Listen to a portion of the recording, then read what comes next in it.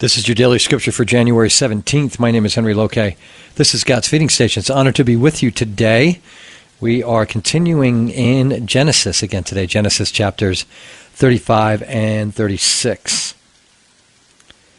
God said to Jacob, "Arise, go up to Bethel and dwell there. Make an altar there to the God who appeared to you when you fled from your brother Esau." So Jacob said to his household and to all who were with him, "Put away the foreign gods that are among you and purify yourselves and change your garments. Then let us arise and go up to Bethel, so that I may make there an altar to the God who answers me in the day of my distress and has been with me wherever I have gone." So they gave to Jacob all the foreign gods that they had and the rings that were in their ears. Jacob hid them under the terebinth tree that was near Shechem. And as they journeyed, a terror from God fell upon the cities that were around them, so that they did not pursue the sons of Jacob. And Jacob came to Luz, that is Bethel, which is in the land of Canaan, he and all the people who were with him. And there he built an altar and called the place El Bethel, because there God had revealed himself to him when he fled from his brother. And Deborah, Rebekah's nurse, died, and she was buried under an oak below Bethel. So he called its name Elon Bakuth. God appeared to Jacob again when he came from Paddan Aram and blessed him. And God said to him, "Your name is Jacob. No longer shall your name be called Jacob, but Israel shall be your name." So he called his name Israel. And God said to him, "I am God Almighty. Be fruitful and multiply. A nation and a company of nations shall come from you, and kings shall come from your own body. The land that I gave to Abraham and Isaac I will give to you, and I will give the land to your offspring after you." Then God went up from him in the place where he had spoken with him.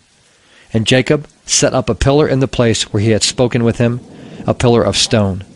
He poured out a drink offering on it and poured oil on it. So Jacob called the name of the place where God had spoken with him Bethel.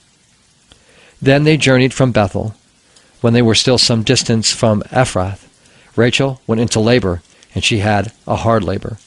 And when her labor was at its hardest, the midwife said to her, "Do not fear, for you have another son." And as her soul was departing, for she was dying, she called his name Ben-Oni, but his father called him Benjamin. So Rachel died, and she was buried on the way to Ephrath, that is Bethlehem. And Jacob set up a pillar over her tomb. It is the pillar of Rachel's tomb, which is there to this day. Israel journeyed on and pitched his tent beyond the tower of Eder. While Israel lived in that land, Reuben went and lay with Bilhah, his father's concubine, and Israel heard of it. Now the sons of Jacob were 12.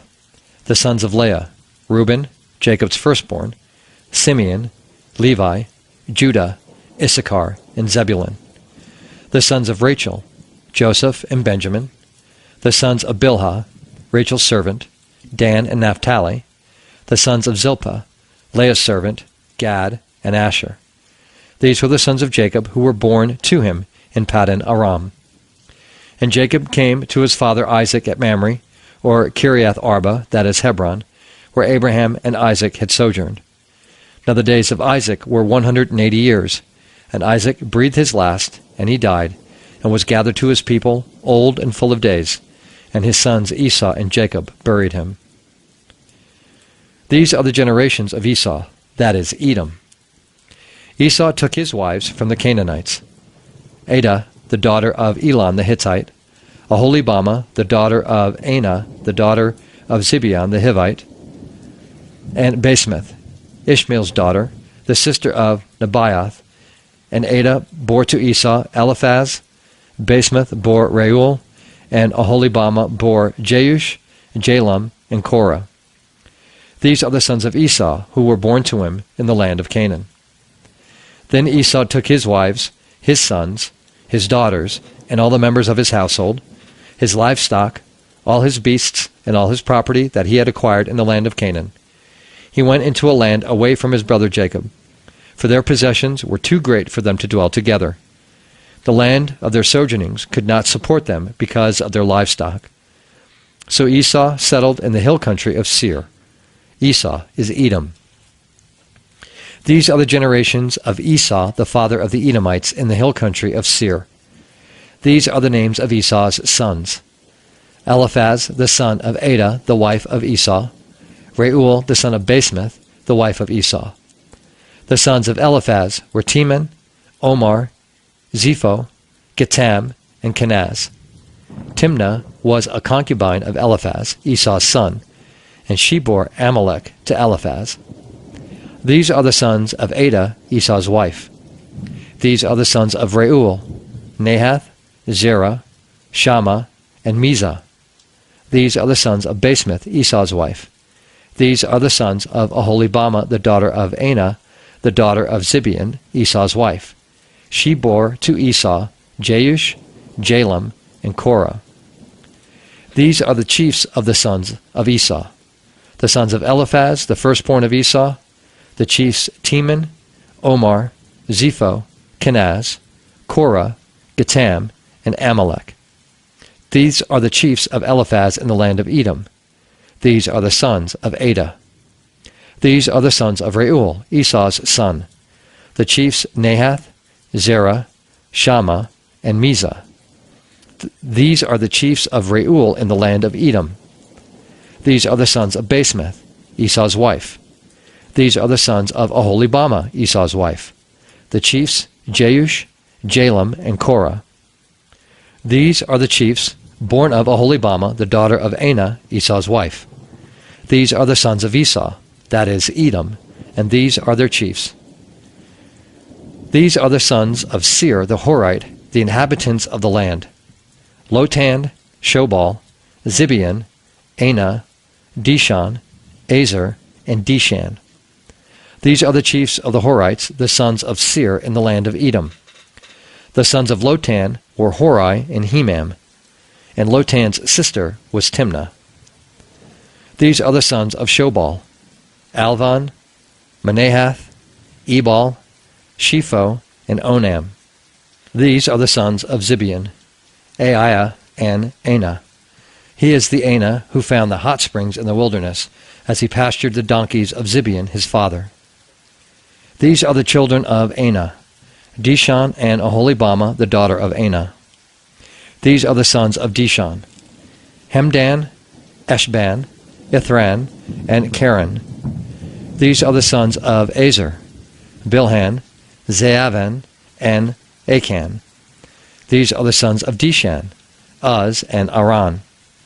These are the chiefs of the Horites, the chiefs Lotan, Shobal, Zibeon, Anah, Dishon, Ezer, and Dishan.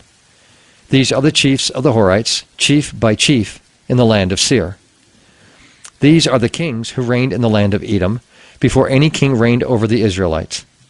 Bela, the son of Beor, reigned in Edom, the name of his city being Dinhabah. Bela died, and Jobab, the son of Zerah of Bozrah, reigned in his place. Jobab died, and Husham of the land of the Temanites reigned in his place. Husham died, and Hadad, the son of Bedad, who defeated Midian in the country of Moab, reigned in his place, the name of his city being Avith. Hadad died, and Samlah of Masrekah reigned in his place.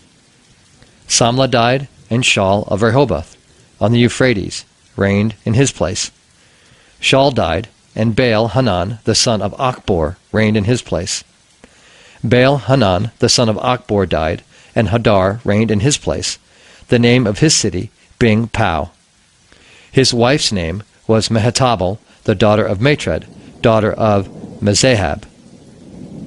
These are the names of the chiefs of Esau, according to their clans and their dwelling places, by their names: the chiefs Timnah, Alva, Jatheth, Aholibamah, Elah, Penan, Kenaz, Teman, Mibzar, Magdiel, and Aram. These are the chiefs of Edom, that is Esau, the father of Edom, according to their dwelling places in the land of their possession. Matthew 12, 1 through 21. At that time, Jesus went through the grain fields on the Sabbath. His disciples were hungry, and they began to pluck heads of grain and to eat. But when the Pharisees saw it, they said to him, "Look, your disciples are doing what is not lawful to do on the Sabbath." He said to them, Have you not read what David did when he was hungry, and those who were with him? How he entered the house of God and ate the bread of the presence, which is not lawful for him to eat, nor for those who were with him, but only for the priests. Or have you not read in the law how on the Sabbath the priests in the temple profane the Sabbath and are guiltless? I tell you, something greater than the temple is here. And if you had known what this means, I desire mercy and not sacrifice, you would not have condemned the guiltless, for the Son of Man is Lord of the Sabbath. He went on from there and entered their synagogue, and a man was there with a withered hand. And they asked him, Is it lawful to heal on the Sabbath? So that they might accuse him. He said to them, Which one of you who has a sheep, if it falls into a pit on the Sabbath, will not take hold of it and lift it out? Of how much more value is a man than a sheep? So it is lawful to do good on the Sabbath. Then he said to the man, Stretch out your hand. And the man stretched it out, and it was restored, healthy like the other. But the Pharisees went out and conspired against him, how to destroy him. Jesus, aware of this, withdrew from there, and many followed him, and he healed them all, and ordered them not to make him known. This was to fulfill what was spoken by the prophet Isaiah. Behold, my servant whom I have chosen, my beloved, with whom my soul is well pleased. I will put my spirit upon him, and he will proclaim justice to the Gentiles.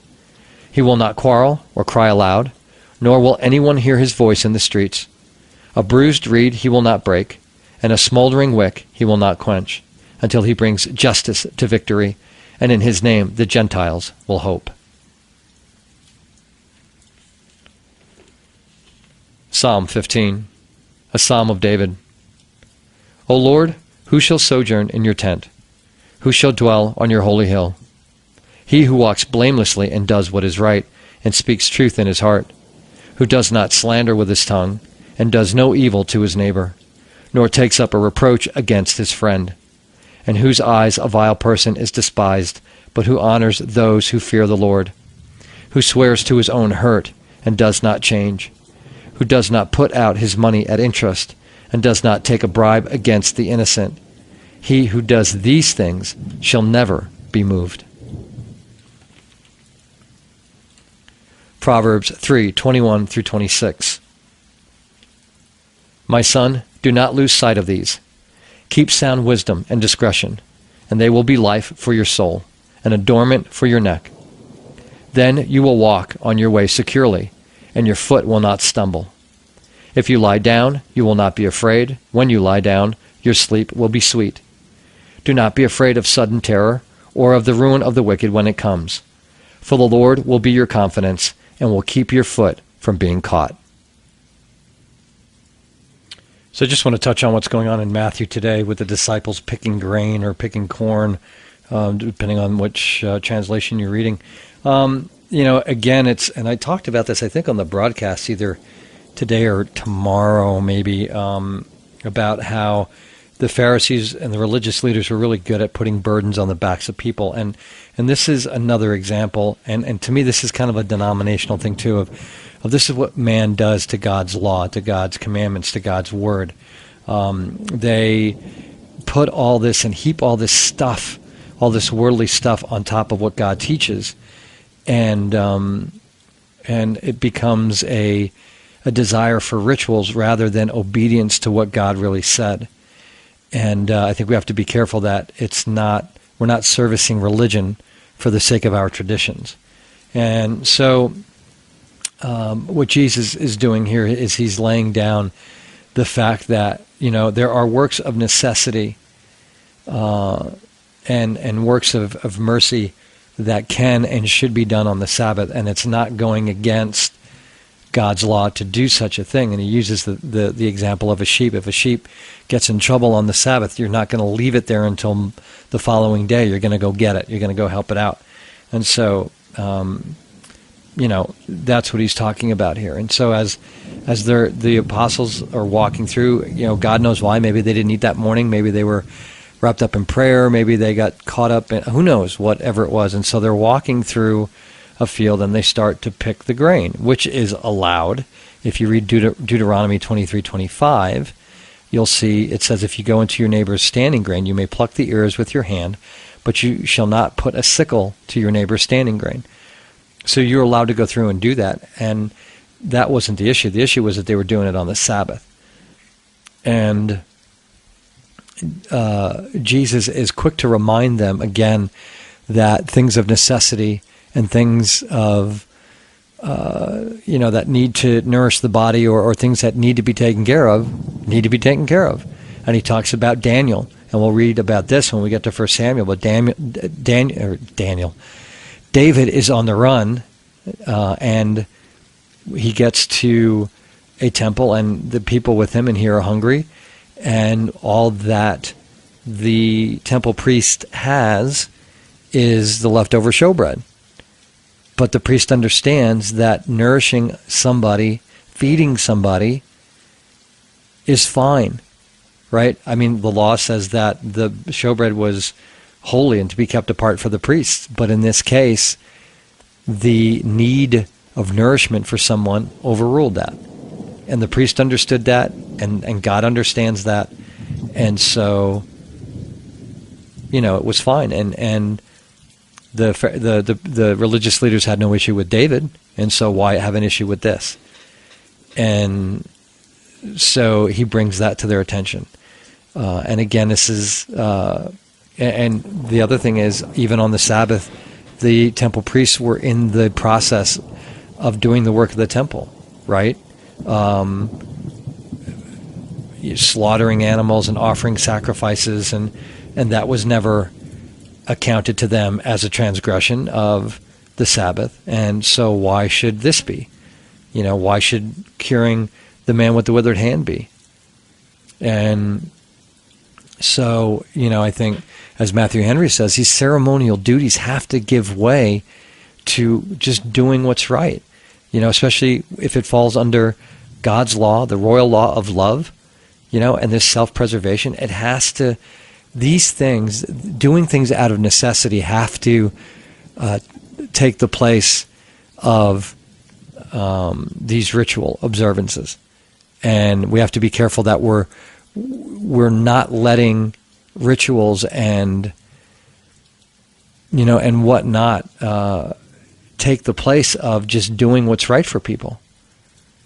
And and again, too, from a law perspective, from God's law, God was about his creation. He wasn't about creation's traditions.